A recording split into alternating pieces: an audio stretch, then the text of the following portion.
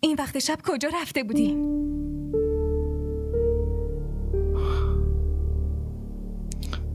از کلانتری تماس گرفته بودن. چند نفر رو دستگیر کرده بودن. واسه شناسایی اونا صدام زده بودن. همون آدما بودن؟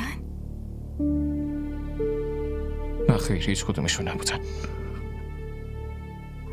شما؟ من ولشون نمی کنم. فقط یه بار پیداشون کنم.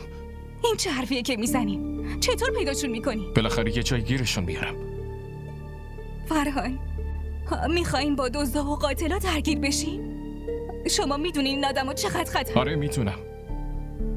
واسه همین اون شب بهت گفتم سرویس طلای گرون قیمت رو نپوش که خیلی خطرناکه. منظورتون چیه؟ تو رو با طلاها دیدن و تا اینجا تعقیبمون کردن و داخل خونمون شدن. آفرین. همه تقصیراتو گردن من بندازین.